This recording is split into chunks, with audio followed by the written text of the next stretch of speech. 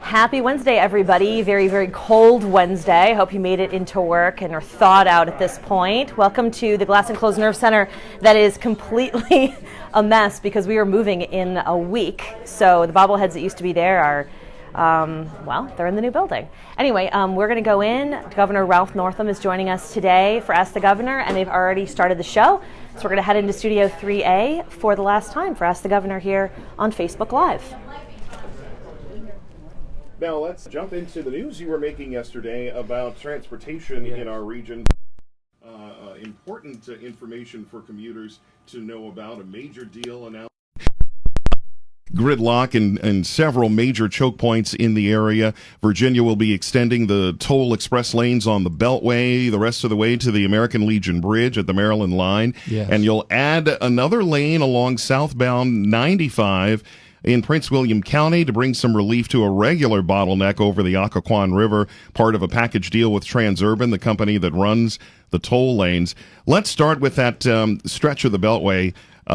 Discuss the significance of getting this deal done and extending those express lanes to the Legion Bridge. Well, Mark, obviously, for our economy to be strong in Virginia, we need good transportation and infrastructure, and we have challenges certainly in Northern Virginia. And our goal all along has been to move people and to move goods as effectively and as efficiently as we can. And so, we have been negotiating with Transurban, and we announced these 4 projects that you just reviewed yesterday. But, one of the bottlenecks that I hear from a lot of our listeners or constituents is there at Occoquan, and to have an extra lane there to really alleviate some of that bottleneck is very important. And so we talked with Transurban. We, not to get into the weeds, but we had discussions whether this was a compensation issue.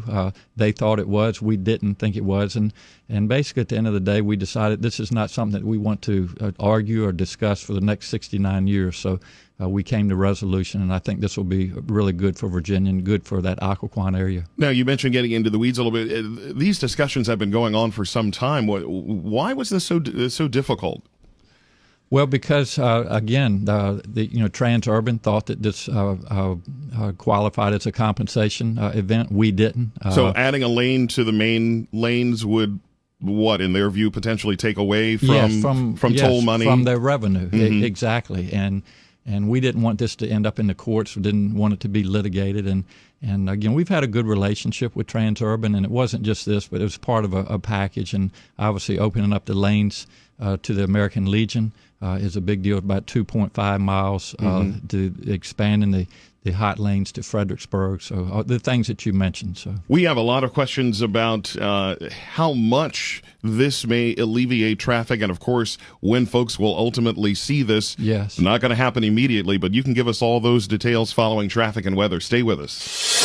Traffic and weather on the 8s and when it breaks. Right now, seeing a usual delay in Virginia on direct. On northbound 95, the delay begins near 610 Garrison. Well, that's not good. Southbound 95, the delay is after Dumfries. Okay, I should probably introduce myself. I'm Megan Cloherty. I didn't tell you that. We've got a little bit of Caps action here. We're some Caps fans here. And that's a good thing because one Bruce Allen, who's wearing his Blizzard of 2010 WTOP sweatshirt, by the way, which is very appropriate. Tell us, we are actually going to have the owner of the Caps in tomorrow for an Ask the Show. Ted Leonsis is coming in tomorrow. We're going to talk about the Caps, talk a little about the Cup. I'm not quite over that yet. It's emotional. It's still fresh. We're going to hug and cry and all that stuff. Maybe go celebrate in the fountain at Georgetown, although that could be a little chilly. Ooh. We're going to talk Wizards. They've got a new practice facility. They've been on a nice run, actually, except the last 2 games.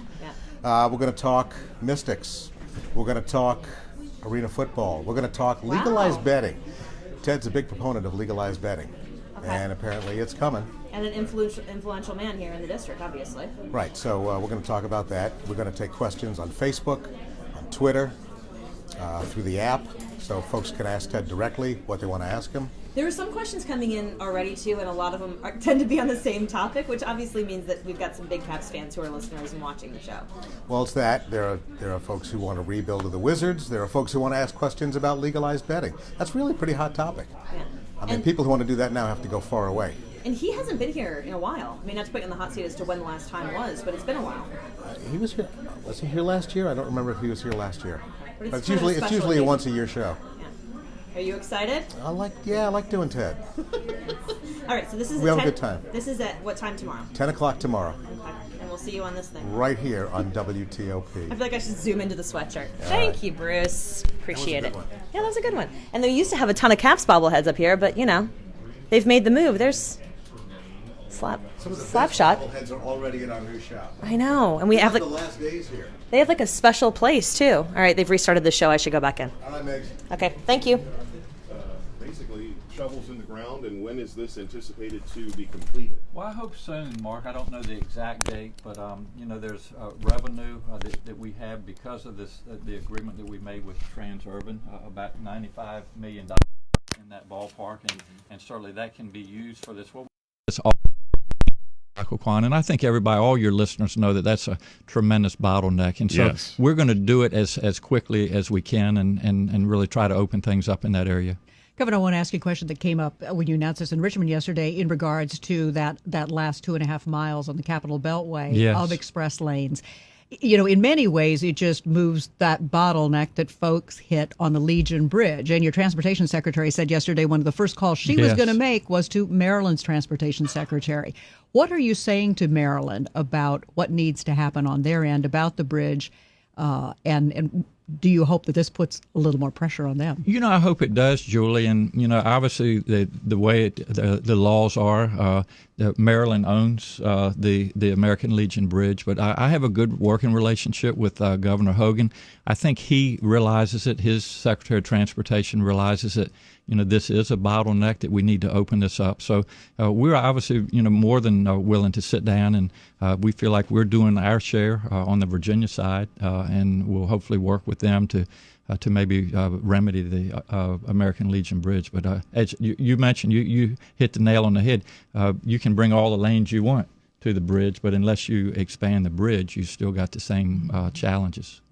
Now, are you able to tell folks how much relief that this auxiliary lane on 95 could actually bring? I'm having a difficult time as someone who sits on that stretch of road fairly regularly through all of that gridlock. I'm wondering how much relief is one lane going to bring in that stretch of road? I'd like to sit here, Mark, and tell you just it's going to relieve everything. But, I don't know the answer to your question, but I think it will really help. And there are some people that, obviously the engineers that study this every day that think this will be of major benefit. So I would start there and say, let's, take this direction in the right step and do everything that we can to really unlock that bottleneck. Now, folks will eventually see these projects underway. Of course, we're already dealing with a number of other improvements, hoping to relieve gridlock in the area. The 395 the express lanes there are being switched from the current HOV, and then the toll lanes are being extended on 95 down towards Fredericksburg. Has there been any studies about kind of minimizing the overall pain in the region as we try to come up with solutions to some of these bigger problems? Absolutely, and it's all of the above, really. And as I said earlier, to answer in one of your questions, we're really doing everything that we can to move people and to move goods, and whether that be on our highways, whether it be using transit, rail, all of these things are being looked at. But as you know, Mark, there are just a significant amount of individuals that live here in Northern Virginia. Traffic congestion has always been a problem. So anything that we can do to remedy that, we're really trying to move in that direction. And this is over $1 billion with a B of investment, just these 4 projects that we announced yesterday. So it's a real step in the right direction, we believe. And there's no additional tax dollars involved with these. That's correct. All right, we're going to take a call from Joseph in Fairfax. Joseph, good morning. What's your question for the governor? Good morning, Governor. Good morning. Calling about a related toll project. I'm reading that we're increasing tolls on the Dulles Toll Road to pay for the Silver Line, but in the process we're driving many drivers on the Route 7, and now the state is going to have to spend millions of dollars to widen Route 7. Does that seem like a prudent investment, kind of rob Peter to pay Paul?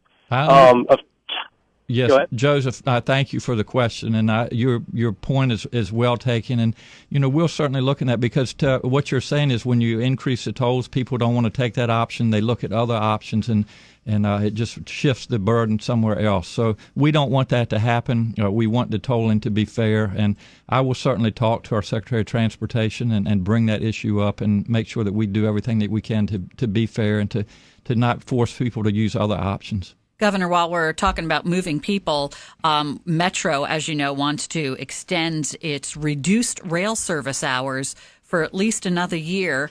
Metro is expected to ask the board to extend those reduced service hours past July when current plans call for restoration of the full late night and weekend service. Right. Is it time to resume late night service on Metro? Well, we have good people, I believe, that are managing Metro. Certainly going to leave it in their hands, but we want to do everything again, Debbie, to make sure that we're able to move people as efficiently and effectively as we can, and certainly if expanding the area, the hours, if we can do that safely, and they have the funding to do that, then I suspect that they will move in that direction. Well, Mayor Bowser and members of the council, as you know, last night let Metro know they are not happy with the idea of continuing to reduce late night and weekend service.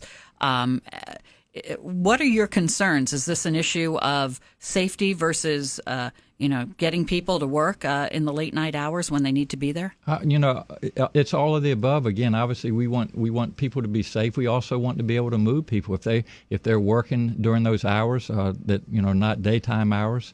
They may not have cars. We want to be able for them to get to and fro where they need to go. So, are you angry though? Dedicated funding has been worked out. The states and DC have put forward what Metro has asked for, and now Metro is saying it's not good enough yet. Well, I trust the management we have. I mean, obviously we have folks on the board that are representing Virginia. That are representing the people, and I wouldn't say I'm angry, but we certainly want it to be as efficient as we can, and so we'll continue to monitor it. We're going to take a break for traffic and weather. When we come back, busy season for the governor. Not only is the General Assembly in session, but there's been this little issue of a government shutdown that has affected both states in our region. We'll talk to the governor about the effects of that and what he's thinking about the possibility that we could go through all of this again in just a matter of weeks if there's not a new deal reached. That's coming up after traffic and weather. It's 10:18. $99.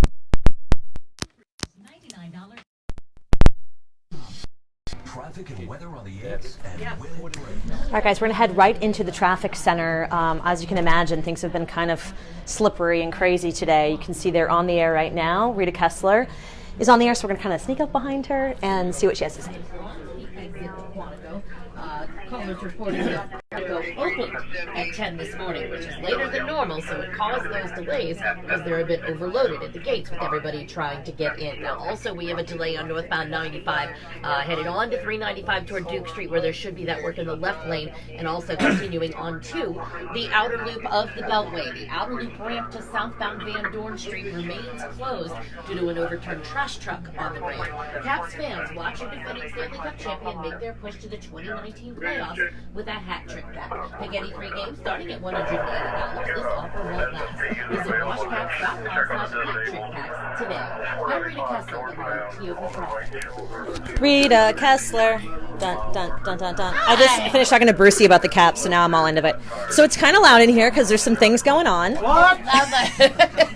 Jack. Our resident jokester, Jack Taylor. Sorry. I can't hear you over the... It's honestly not as bad as I thought it was going to be today, because I think we started out with like 2-hour delays, and now the school system's closed around the area, so a lot of people didn't go into work.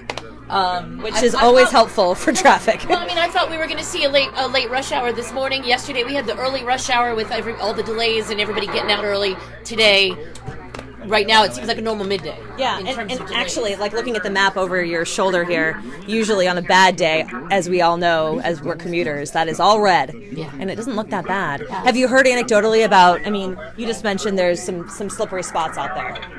Any accidents or anything going right now? Not really. Nothing major. Most of the earlier stuff cleared. It's mostly on your side roads, your back roads. The main roads are actually fairly well. They got But pretty still watch out for ice. good. And Zeke's filling in today because apparently our lovely Mary had a little bit of a fender bender. Poor Mary. Yes, she's doing okay, but Okay. she's home for the day, and I'm filling in for the WTOP Traffic Center's social media page. So if safely, you can tweet us what you're seeing or pictures or something. Zeke's the guy who's looking. Don't do at- it while driving, but we'd love to hear from you and see what you're seeing. Okay, cool. So Zeke's kind of on top of social media and taking calls, and then Jack is usually on in the mornings. You see him on NBC4, and you hear him. There's his empty chair. All right, thank you guys. Bye. Honestly, I kind of expected you to be packing more. I mean, what are you doing? You know we're leaving, right? You know I'm not going to we're bring that up because one person in particular needs to do quite a bit. Zeke. Come on. No, I'm kidding. Zeke's just filling in. So if you look around, it actually doesn't look like we're moving in a week, but there are boxes just about everywhere. And all these little pieces of green tape mean that these things are coming with us. So it means don't throw that away, movers. All right, we're heading back into Studio 3A. Shutdown history is finally a thing of the past, at least for the time being, after 35 days. Congress today begins a new round of talks with the clock ticking another partial shutdown in a couple of weeks, and the president is still holding out the possibility of declaring a national emergency to fund his border wall if negotiations don't go his way. With tens of thousands of federal workers and contractors directly affected in Virginia by the shutdown, talk to us a little bit about the financial implications of what the last 35 days have meant for Virginia in terms of lost revenue and, of course, the impact on workers in the state. It had a significant impact on Virginia, and I'm asked that a lot, Mark. And just to start off with, we have about 130,000 federal employees that live in Virginia. 64,000 of them were going without paychecks for 35 days. And as far as the financial impact, millions of dollars per week just in tax revenue that wasn't coming into the Commonwealth of Virginia. And so, as you know, I wrote several letters to the Secretary of Labor. I wrote letters to President Trump. I just think it's unfortunate that these individuals, our federal employees who are great workers, were used as pawns because of a disagreement in Washington. And I am pleased that the government has been reopened, and I hope that this never happens again. But I will tell you, it's not only these employees, but contractors and subcontractors. For example, the food service of the Smithsonian. People don't think about these things, but thousands of dollars are lost each day, and they'll never be recovered from our contractors. So hopefully we can get our federal employees reimbursed, but a significant impact on Virginia. And again, no excuse for no good reason. Was there a particular area that felt the sting most acutely? And I guess the question is, what happens now in case we're in the same place 3 weeks from now? I think what people need to realize, Debbie, is that, they're talking about border security. And I get it. And I think most Americans agree that we need to have good border security. But these were TSA agents. These were members of our Coast Guard that protect our ports of entry. If you want to talk about security, that's where a lot of bad things happen. And to have these people either furloughed or not getting paid, again, it was a significant impact on Virginia, and I believe a significant impact on security of Virginia. Governor, during the shutdown, there was such a spontaneous outpouring to help these furloughed workers from the community, food pantries, school districts looking for substitutes. But it was very ad hoc. If this happens again, should there be a more structured, formalized response led by the state? That's a good point. And, I think it was an example, Julie, of what we are as Americans. We help people when folks are in need. And yes, there were food banks. And I talked to parents of some of these federal employees that were helping them make their rent, their house payments, et cetera. But we're talking about that. The question, I think, to the states is, how much of a financial burden, can we take? Obviously, we want to help these individuals. A lot of them were filing for unemployment, and we did what we could to help them. But I would just, want to reinforce to Congress and to our president that do not use, fellow Americans as pawns when you have disagreements. I mean, we suffered this, we experienced it for 35 days, and I would just hope that they don't go back there. I've heard that our president said, well, there's, less than a 50-50 chance that we, won't come up with a compromise, that we'll have to have another government shutdown. But we as Americans shouldn't tolerate that, and I hope we don't have to experience it again. Virginia Senator Mark Warner, as you know, has introduced a bill that he's calling the Stop Stupidity Act, which would keep the government running. If there's a lapse in funding, it would automatically renew government funding at the same levels. Do you support this measure, and do you know if the state's full congressional delegation is behind it? And if not, are you trying to pull them along? Well, I do support it, and again, to take away these people's salaries. One thing that I will tell you, Mark, and I listen to a lot of people around Virginia, and I have lived it myself. Most people out there live paycheck to paycheck. That is the reality. And so when you tell someone to keep working, but by the way, you're not going to get paid in 2 weeks and you might not get paid in a month, that is wrong. And we can't do that again. Another thing that I would say, one of the issues that I have tried to put a lot of emphasis on in Virginia is our reserve fund to maintain our AAA bond rating to prepare for that rainy day. And so we want to be in a position in Virginia, God forbid if it happens again in Washington, to be able to take care of these individuals. And that's, again, the importance of having a significant amount of funding in our reserve funds. Any negotiations between you and Governor Hogan and Mayor Bowser, for example? Is there anything that can be done at the state and local level to put more pressure? Well, I think the people need to put the pressure on, and I think that's what they felt after 35 days, and that's why the government was reopened. But as far as correspondence with the governor and the mayor, as you know, we were looking at allowing our federal employees to ride Metro. Debbie, you were asking about Metro just a little bit. And we were in negotiations on that Friday. There was an emergency meeting that was going to be convened that afternoon, and then they went ahead and opened up the government again, so we didn't have to deal with that. But we were making plans, in answer to your question, Julie, of how to deal with this and how to at least decrease the burden that these employees were feeling. It really is outrageous. I mean, if you just look at it from the human toll standpoint, when you have people making decisions in this region about whether they can have certain health care. News 4 had a story here in the last week or so with a woman who was trying to make the decision about whether she pays her rent or whether she goes for an important chemotherapy treatment. Yes. I mean, when people are having to make those kind of decisions, that's just outrageous. It is. And two, as I said earlier, we've all probably experienced this. We do sometimes live paycheck to paycheck. And what really bothers me as a Virginian and as an American is to see employees who have a good job, that have a good salary, standing in a food line. I mean, we can do better than that in this country. And I say to our Congress and our president, do not let this happen again. When we come back from traffic and weather, teachers took to the streets last week in Virginia. We're going to talk about that, and some of our listeners will weigh in on that as well. 1028. An online question here. Hello. Got another camera guy showing up. Thank you for your questions. We have Nahal, who is our social media. I told her I wouldn't put her on. I'm just going to pan quickly. There she is. She's the one who's looking at all your questions that you're posting here and making sure the anchors see them. So when they come up to ask a question, they can then add in a follow-up question if you guys have them. Also, I think it was Russ who asked this. Julie Carey is still with NBC4. She joins us for these shows because she's a Virginia reporter, one of them. And Kendall, we are planning to ask about ERA as well, so that is coming up. In the meantime, we are joined by one Jeffrey Kleba. Look who it is. How are you, Megan? How's it going in there? Jeff, well, it's touch and go. It's touch and go. Sounds good. It's fine. Sounds pretty good. Jeff is obviously our money reporter, and he's on top of things today. What do we got? How's it looking? I guess everybody wants to know what the market's doing. I On suppose. fire. Look at the Dow, up 266 points. All right. Now, I got to tell you, a lot of that is just two stocks, Boeing and Apple. Both had blow-away quarters, even though Apple's iPhone sales fell last quarter. Yeah. It more than made up for it in things like watches and Macs and services. Boeing had its first $100 billion year ever last year.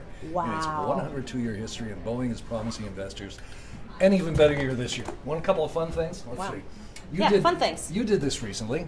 What did I do? With the move. You know the move thing. Yes, the move thing, yeah. Everybody moves with a big smile like that on their face, never. Right? And it's always beautiful outside, by the way. It's never raining or freezing. There's a new report that says Washington ranks 4th in the nation for people looking to move someplace else. Huh, okay. 8.9, what is it? Almost 11% of homeowners last quarter who were searching for some place to move to were looking outside of the city, and the number one place they're looking, any guesses? San Francisco. New York City. New York. Yep, New York City. There it is. One more thing I was going to tell you about millionaires. I was just going through. Millionaires, they're so relatable. I was going through a picture of most expensive houses sold in the Washington area recently, and I ran across this report that says Maryland no longer leads the nation for per capita millionaires. It has been number one since 2010. It is now number 4. New Jersey's number 1 for millionaires, but guess who's number 2? When compared to states, it's the District of Columbia. Really? I was going to guess Connecticut. 8.94% of households in the district have $1 million of investable income or more. And if you've looked for a house recently in D.C., you understand why. Exactly. Because the prices are crazy. That is the truth. And you can see these. Which one? This is all our area. It's not just Maryland, right? These are most expensive homes sold in the Washington area. It's pretty cool to look at, actually, and daydream. Thank you, Jeff. Right. Appreciate it. Alrighty, I think we're heading back in. This is like a last look at the Glass Enclosed Nerve Center here. This is our backup studio. Rachel Nania's in there. She doesn't know we're talking about her. And then here, we've actually closed the blinds for the television cameras, but this is Studio 3A, one of our last broadcasts here. Head back in. Here's the House agrees with getting teachers up to 5%, but is there agreement on how that's paid for? Well, after agreement, a couple of things I would say. In Virginia are doing very well. October of this year up about 10% from last year. So we have revenues that we can invest in ongoing salaries such as the teachers. We have the federal changes that happened with our tax code. I have encouraged all of our legislators that we need to conform to that. We have the internet sales tax that is being acted on by the General Assembly. So yes, we have revenue. And the point being, and I think you made a great point, is that our teachers are getting paid about $9,000 less than the national average. So if we're going to be able to recruit and retain talented teachers, we have to pay them. I teach at the medical school level. My wife is a K-5 science teacher. We teach because we love what we're doing. We love children, but we also have bills to pay, and our teachers do as well. And so we took the lead on this. I'm glad that the legislature has agreed, and I hope that come July of this year, our teachers will receive their 5% raise. It will be the highest raise that they've had in over 15 years. We've also got other investments, about $260 million in K-12 education, to include counselors, to include money in our literary fund, which pays for new structure and repairs to our schools. So there are a lot of good things in our proposed budget this year, and I hope the legislature follows suit. Governor, Republicans on the House Appropriations Committee have the same goal of a 5% pay raise for teachers, but they have a different way of doing it. And they say their plan won't saddle Virginians with a tax hike, as they say yours would, and won't require local districts to put up a match. Do you think their plan might be better than yours? First of all, Julie, we're not proposing to hike anybody's taxes. We are responding to what President Trump did at the federal level. So, that's I don't think accurate to say that we're raising taxes. But I put a plan on the table in August, 6 months ago, that talked about how to deal with conformity, that talked about how to deal with the revenues we have. Just a couple weeks ago, we had a plan from the House that the numbers don't add up for them. It's going to actually cost more than we even have. The Senate, as we sit here this morning, is going over their budget. My door's open. I am willing to sit down and talk about how we move forward. But I would say, we're in session. We are almost across over halfway through session, and people haven't even started talking about the budget yet. So I look forward to discussing that, and more than willing to talk about the different options, how we can pay for this. That's the way the legislative process works. But the sooner we do it, the better. Governor Nell is on the line from Alexandria with a bottom line question on this issue. Nell, go ahead. Thank you, sir. I'm a former teacher in Virginia, and I wonder if you think this is, in fact, going to get passed this session. I'm sorry, Nell, if what's going to get passed? The teacher raise, as part of your budget proposal. Well, the 3% is already in the code, so that's a a done deal. And I was pleased to hear that the House, in their budget, had advocated for the 2%. So that means that we have to get the Senate to fall in line. But I think they will. And again, this should be a nonpartisan issue now. The education of our children is important. They are our future. And if we're going to provide them with a world-class education, we've got to have talented teachers that are getting paid adequately and certainly commensurate with the national average. On Twitter, we have a comment from a listener who says, why are you prioritizing tech jobs over teacher pay? How can you justify giving $750 million to Amazon while they contract with ICE and while schools in Virginia are widely underfunded? I think if one looks at the commitment that we made to Amazon, over 70% of that financial commitment invest in Virginia. It invests in workforce development, workforce training, money for actually 25,000 to 35,000 new degrees at the college level, and also about $50 million in STEM-related investment in our K through 12 education. So I think that Amazon deal, whether it was Amazon or any other company, the fact that Virginia is investing in its people, in workforce training, in transportation and infrastructure, in affordable housing, it's a win-win for Virginia. We all saw those teachers on strike in Los Angeles Yes. a couple of weeks ago.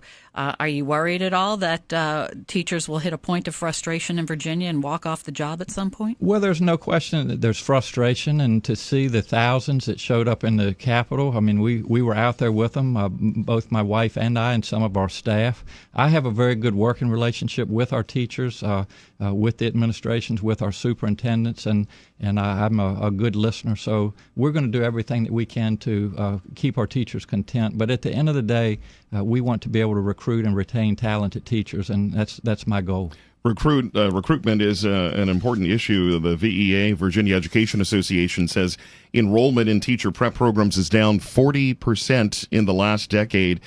When folks see the salary numbers and certainly some of the other struggles that teachers have in the classroom these days with resources, how do you reverse that trend and get more people to commit to the profession knowing that they're not going to make a lot of money? Yes, one of the things that we do, Mark, is get into our schools, talk to our children about the exciting career opportunities, one of which is being a teacher. I'm going to make a quick point to you.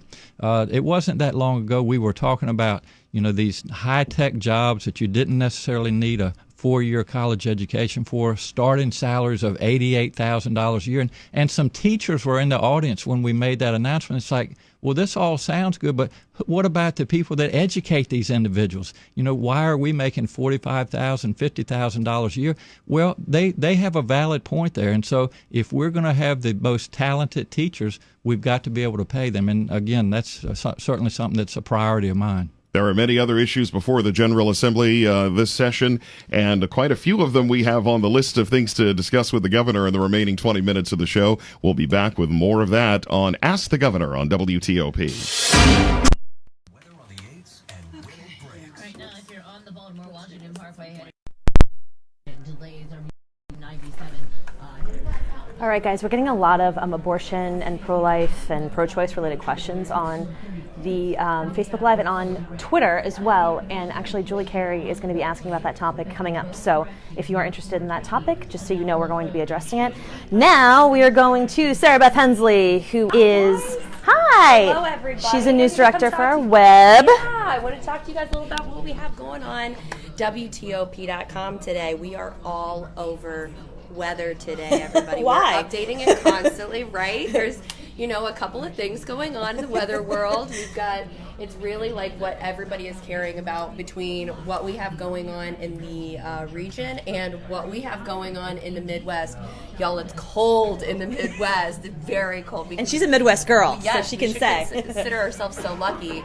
But we have things from pet safety in this cold weather, and coming up soon we have frozen pipe tips. You don't want that to happen and incur more damage. And obviously closures in case anything leaks over to all tomorrow. of the closures that we have going on. Also on WTOP.com, the Super Bowl is coming up. That's really exciting. Big game. So we have everything from your recipes that you need to know. They're pre-releasing some of the commercials, so that's pretty exciting. If you're looking to kill a little time, we have all the commercials that they've released so far. So you can see every Super Bowl halftime show ranked from our WTOP entertainment editor, Jason Fraley. I don't know which one I'd choose. Maybe. I mean, I'm a Beyonce fan, so I'd have to say the Beyonce might be my favorite Super Bowl halftime Might show. be MJ for me. I don't know. How can you compete with the rest of Destiny's Child coming together for the Super What about Bowl? Katy Perry Dancing Sharks? Oh yeah, Ooh, that's right. She's no left shark. You know, what can I say?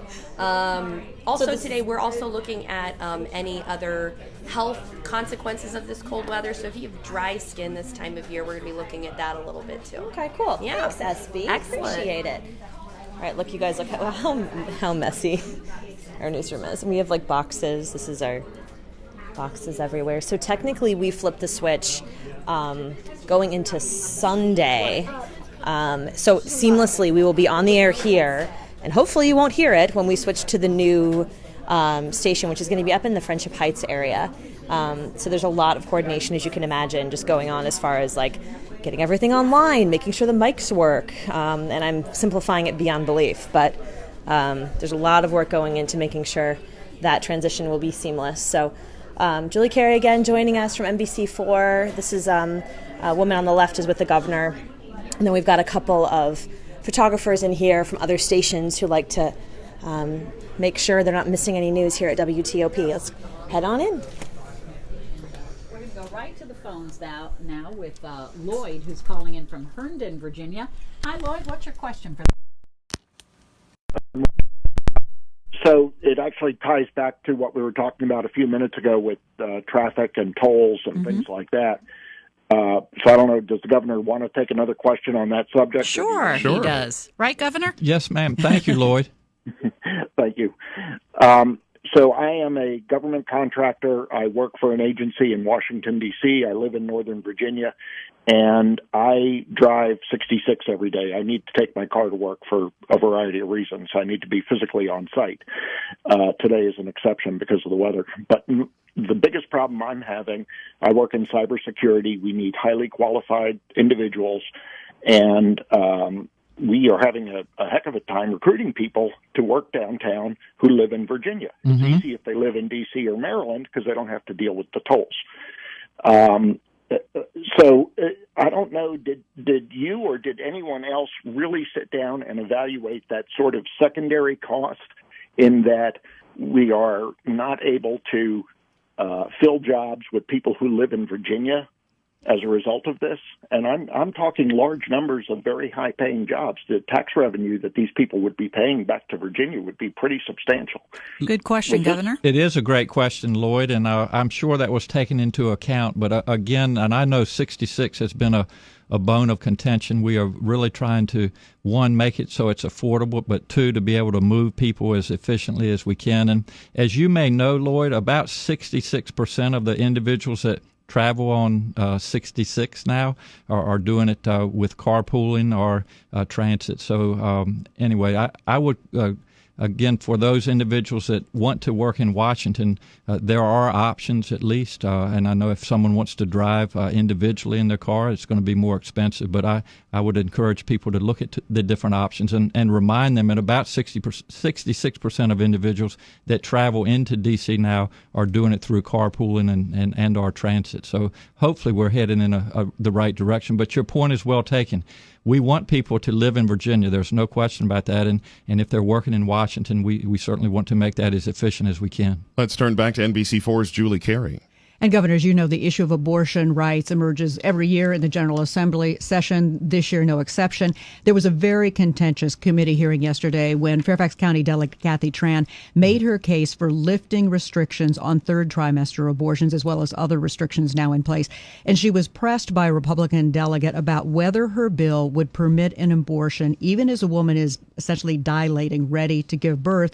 And she answered that it would permit an abortion at that stage of labor. Do you support her measure and explain her answer? Yeah, and I wasn't there, Julie, and I certainly can't speak for Delegate Tran, but I would tell you first thing I would say, this is why decisions such as this should be made by providers, physicians, and the mothers and fathers that are involved.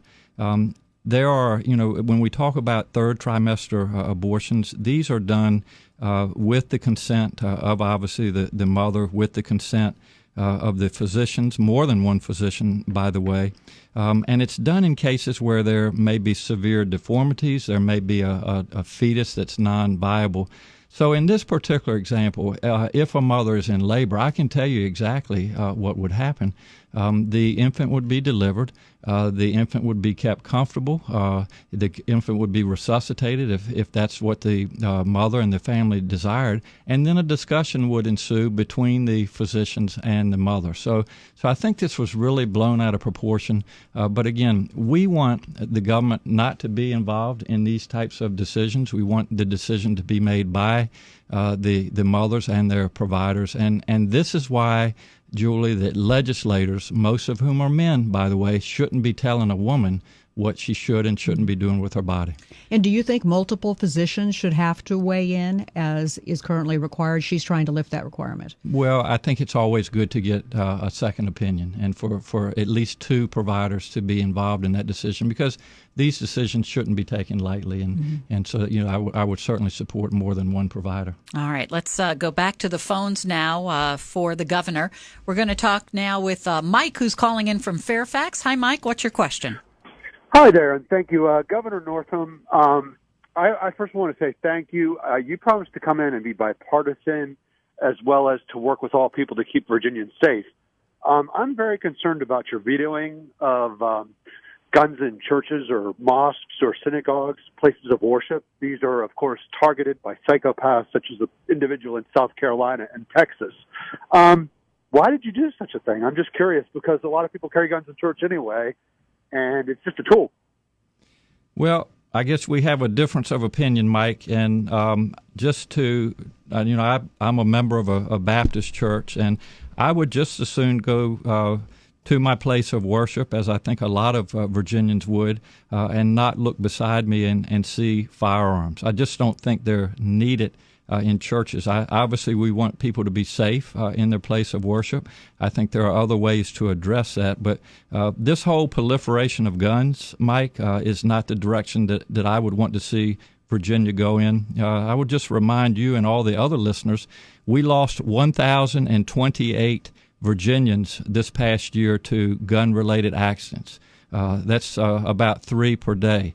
In contrast, we lost 950 Virginians to traffic fatalities. We're more than willing, Mike, to have a discussion on how to make our highways safer, put stronger laws on the books, move over laws, which I'm all in favor of. But let's have a discussion on how we can make our societies, our communities, our churches safer in regards to guns. And I don't believe personally that we need firearms in our places of worship. A lot of the gun measures that you supported have gone down in committee in the General Assembly. What's your response to that, and can any of those measures be revived at this point? Well, I don't know that they'll be revived this year, Debbie, but I listened to people across Virginia. 1,028 gun-related deaths, 600 of them, by the way, suicides, toddlers who pick up loaded firearms on the bedside table, women who are the tragic victims of domestic violence. We as a society, I believe, need to have a dialogue. That's what I asked for. I introduced 7 pieces of legislation, and to your point, they were all defeated. But we have an election coming up in November of this year, and I would hope that some like-minded people come into Richmond and represent Virginia and really are willing to sit down at the table and have a dialogue on how we can make our communities safer, how we can promote common sense gun legislation. Final minutes with Governor Northam coming up, and we have some questions about sports betting and casinos in Virginia for the governor after traffic and weather.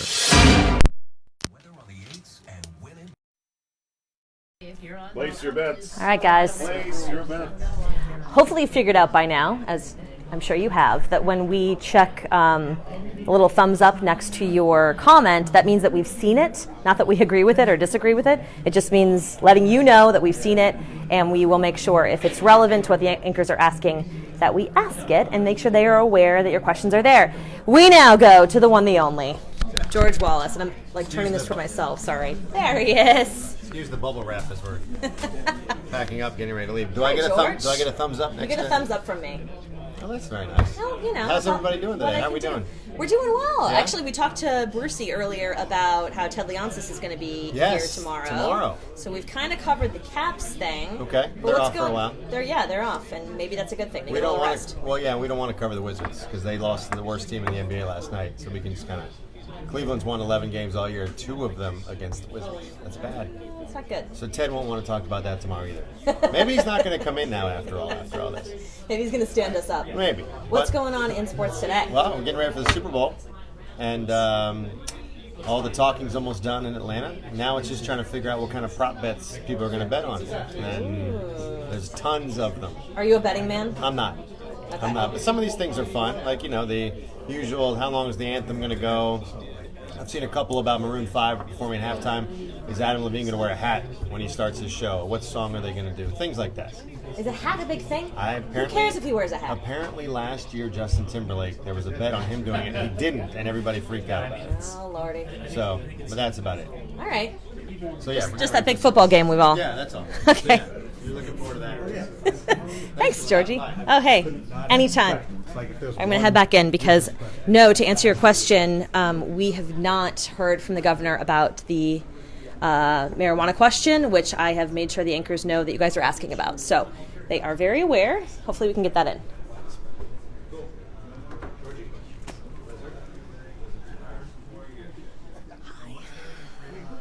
Kick you out during the I know. I get kicked out during the. You need an agent. I'll be your agent. How about that? I think you have enough to do, but I appreciate the offer. Got a lot on your plate there. Get back in. And instead of 10 years, it only took 2.5. 1 million pairs. And one Bombas tattoo on my arm. Feel the most comfortable socks in the history of feet by going to bombas.com/top news and get 20% off your first order. That's BOMBAS.com/top news. The final minutes of Ask the Governor on WTOP, and more of your phone calls and questions coming. The number again, as a reminder, 877-336-1035, 877-336-1035. You can email us at ask@WTOP.com and tweet your question using the hashtag AskThe. Governor, there are bills moving through the General Assembly that would allow more gambling in the Commonwealth. A recently passed Senate committee bill would allow developers to build casinos in Bristol, Danville, Portsmouth if residents approve of it. The legislation would also allow an Indian tribe to build casinos in Richmond and Norfolk with local approval. You say you want more study on these gambling proposals. Why put the brakes on gambling revenues at this point? Well, Debbie, there is a lot of activity in Richmond during this session, and I would say it's probably a hot topic now. And whether it be sports betting, whether it be casinos, like as you said in Bristol, Danville, Portsmouth, Norfolk, we really need to, I think, look at this responsibly. And I think the point that I would make, and I've always been open-minded to this, but a lot of resources in Virginia, people obviously enjoy doing this, and it's going to other states. So how can or should we keep those resources and revenues in Virginia? But I will tell you that there are a lot of questions, and these have, I think, come to the front during these discussions during this legislative session about regulatory oversight. Who should be regulating this? Should it be our lottery? That's a question. The financial arrangements. How much is the state going to receive as far as taxes from gambling? There's also a social impact, as I'm sure a lot of the people are aware of, and then a lot of unintended consequences. So we saw this coming. We dealt with the Colonial Downs, the horse racing last year, that kind of fell in our laps. And so from the start, we have said that we would favor a study to make sure that if we are going to move forward in Virginia, that we do it in a responsible manner. And so that's what I have supported. So what's the timing of the study? Because, folks are saying, well, TikTok, the potential loss of revenue that could go to the neighboring jurisdictions while you guys are studying. What are you talking about here? Yeah, in the upcoming months. And, I think easily we could be ready to have responsible legislation in the 2020 session. But we have people in place that, our Secretary of Commerce obviously is involved, our Secretary of Finance. We have people that are working on this, and we did a lot of work because of Colonial Downs last year. So we're up and ready to go. It's just I need to get the green light from the legislature. Governor, 6 states and hundreds of localities have raised the tobacco purchasing age to 21, and Virginia is inching closer to doing the same. A bill has cleared the Senate that would push the legal age of tobacco purchase from 18 to 21 for both traditional tobacco products as well as e-cigarettes. Yes. And folks may be surprised that Big Tobacco is not fighting this. What kind of alternate universe are we in Virginia where we're moving toward making this kind of significant change without a big fight from the tobacco companies? Well, first of all, we're in the best universe in the Commonwealth of Virginia, so let's make that clear. But here's the issue, and I served on the Foundation for Healthy Youth. We addressed how we can keep that first cigarette or tobacco product out of a use mouth, as you will.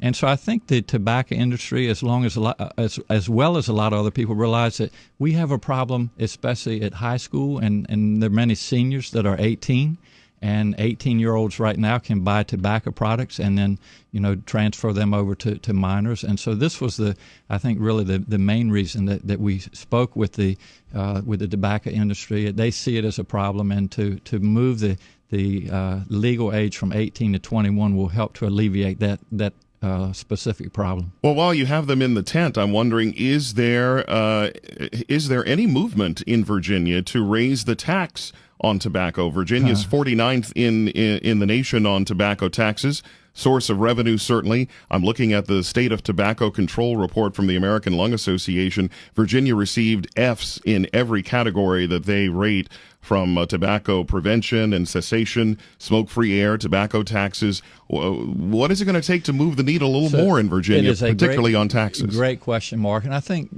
traditionally and historically, Virginia is a low-tax state, but I would certainly be more than willing to sit and have a discussion on should we look at taxing tobacco products, because here's what, as a physician, I will tell you, at the end of the day, you and I and a lot of other people end up paying for the medical care of individuals that are exposed to tobacco products, and so should they have more skin in the game? So I think that's a discussion that we'd all be willing to have. On social media to this program, no shortage of questions about where are we in Virginia on moving the needle on marijuana, either medical marijuana or recreational marijuana, and the range of issues on cannabis. Do you see any changes happening either now or in the next session? Well, we've made a lot of progress on the use of medical marijuana, the cannabidiol oil, and as you know, that started to be used for epileptics that had intractable seizures. Now we can use it for other medical conditions. But to be able to collect better data, to better studies on marijuana products,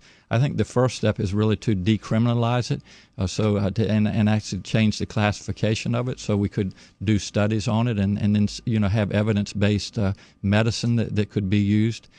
I have never been a proponent, Mark, for legalizing marijuana. I don't think that Virginia should go in that direction, but certainly to decriminalize it, we're obviously putting people in jail, ruining their lives that have possession of marijuana, and I think that needs to stop. If these individuals are not dangerous to our society, the last place that we want them is in jail, and it's also very expensive. So that's all tied into the criminal justice reform that we've been working on, but I think I know we'll continue to move in the direction of decriminalizing it in Virginia. Do you think it's close?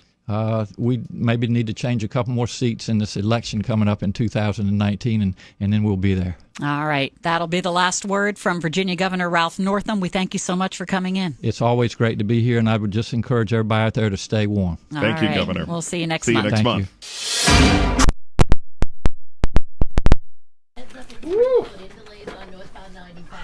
Well, All right, guys, we got to a lot today. We appreciate your questions. I hope we were able to get to the majority of the ones that you wanted to hear from the governor about. Again, if you want to join us next month, we have an extended invitation to Governor Hogan, and we hear from the governor of Virginia quite often. So every month we do this, and we love when you guys join us. Thank you for coming on to Facebook.